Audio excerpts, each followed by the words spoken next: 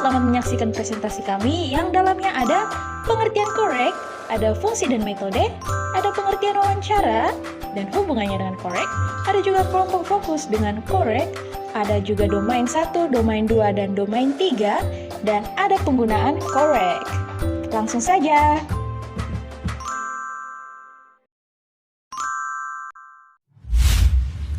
Kami dari kelompok 7, kami akan membahas materi tentang The Consolidated Criteria for Reporting Qualitative Studies atau biasanya disebut dengan korek 32 items checklist.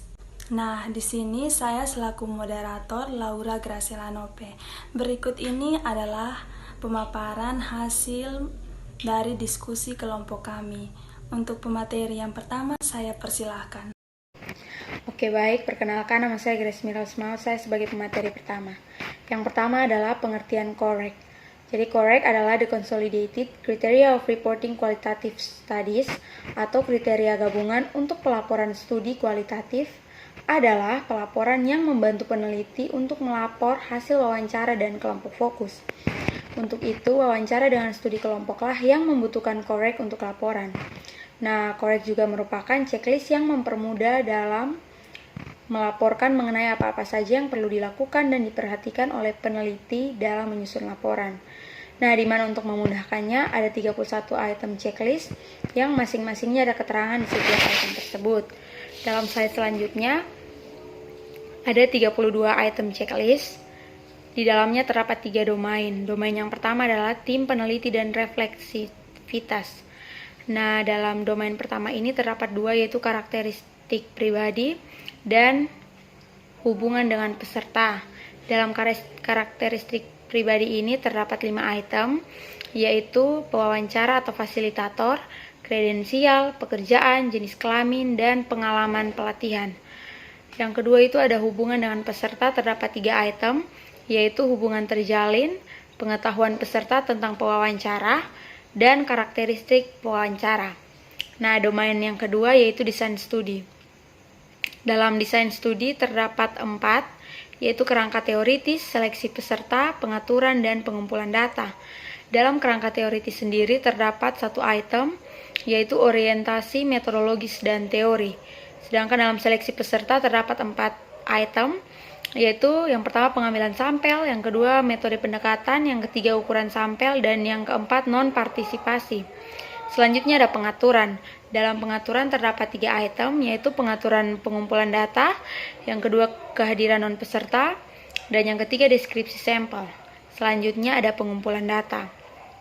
Dalam pengumpulan data terdapat beberapa item, yaitu panduan wawancara, ulangi wawancara, perekaman audio atau visual, catatan lapangan, durasi, saturasi data, dan transkrip dikembalikan. Domain yang terakhir atau domain yang ketiga adalah analisis dan temuan. Dalam analisis dan temuan terdapat 2, yaitu analisis data dan pelaporan. Dalam analisis data terdapat 5 item, yaitu yang pertama jumlah pengkode data, yang kedua deskripsi pohon pengkodean, yang ketiga penurunan tema, yang keempat perangkat lunak, dan yang kelima pengecekan peserta. Dan yang terakhir itu adalah pelaporan.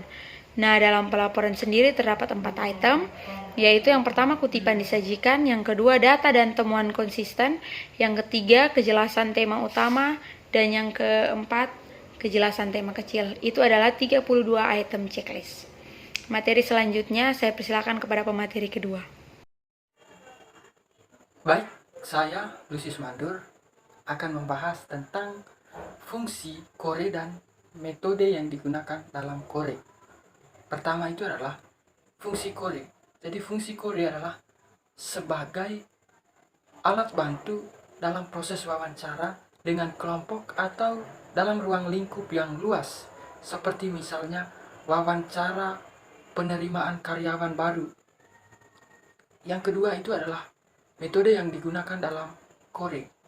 Jadi metode yang digunakan dalam kore sendiri menggunakan studi kualitatif dengan menggunakan teknik checklist, yang dimana penelitian kualitatif adalah penelitian yang bersifat deskriptif dan cenderung menggunakan analisis data.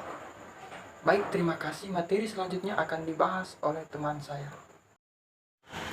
Perkenalkan, nama saya Ernestine Edelheid Boleng Muken. Di sini saya akan menjelaskan tentang pengertian wawancara dan hubungannya dengan korek.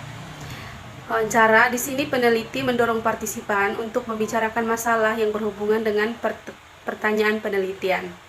Hubungannya dengan korek, korek mencakup pelaporan studi menggunakan wawancara dan kelompok fokus. Ini adalah satu-satunya pedoman pelaporan untuk penelitian kualitatif, untuk wawancara mendalam dan kelompok fokus. Ini adalah alat bantu yang paling umum untuk pengumpulan data dalam penelitian kesehatan kualitatif. Kepada pemateri selanjutnya, saya persilakan. Terima kasih atas waktu dan kesempatan yang telah diberikan kepada saya. Saya Anggi Adin Jessica Libu akan melanjutkan materi kelompok fokus. Jadi, dan hubungannya dengan korek. Jadi, kelompok fokus itu apa? Kelompok fokus itu adalah bentuk penelitian kualitatif yang mana namanya saja kelompok. Jadi, sekelompok orang itu akan diberikan pertanyaan, akan ditanyai mengenai ide mereka, mengenai opini mereka, mengenai pendapat mereka. Nah, hubungannya dengan korek apa? Hubungannya adalah di mana membantu peneliti untuk melaporkan hasil penelitian mereka. Nah, membantunya dengan dalam korek itu ada 32 item checklist, yang mana 32 item checklist itu berisi hal apa yang harus dilakukan oleh peneliti, seperti cara-cara untuk melakukan cara-cara yang menuntun peneliti dalam melakukan penelitian. Kelompok fokus. Kepada pemateri selanjutnya, saya persilahkan. Hai, perkenalkan nama saya Tiffany Mada. Saya akan membawakan materi selanjutnya. Domain 1. Tim penelitian dan refleksivitas. Penelitian kualitatif terlibat erat dengan proses penelitian dan partisipan, sehingga tidak dapat sepenuhnya menghindari bias pribadi. Sebaliknya, para peneliti harus mengenal dan mengklarifikasi kepada pembaca, yaitu identitas, kredensial, pekerjaan, jenis kelamin, pengalaman, dan bahkan pelatihan mereka sendiri. Hubungan dan luas interaksi antara peneliti dan partisipannya harus dijelaskan. Mengapa? Karena dapat berpengaruh pada respon partisipan dan juga pada pemahaman peneliti tentang fenomena. Domain yang kedua, desain studi. Kita tahu bahwa di dalam desain studi terdapat kerangka teoritis.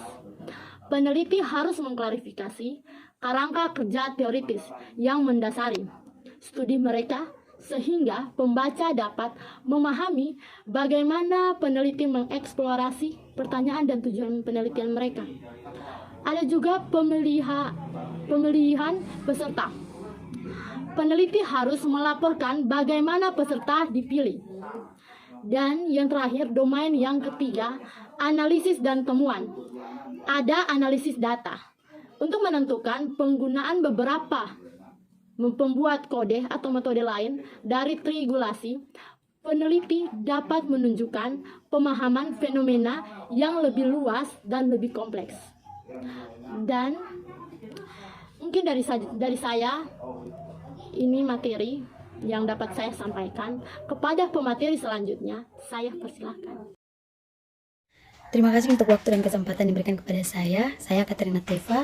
Selanjutnya saya akan menjelaskan tentang penggunaan korek. Nah, di sini penggunaan korek biasanya dipakai oleh dokter, penyedia layanan kesehatan, pembuat kebijakan, dan konsumen dalam perawatan kesehatan dan penemuan-penemuan di masa depan. Sekian dari saya. Terima kasih. Slide berikutnya adalah daftar pustakanya. Sekian pemaparan materi hasil diskusi kelompok kami. Terima kasih.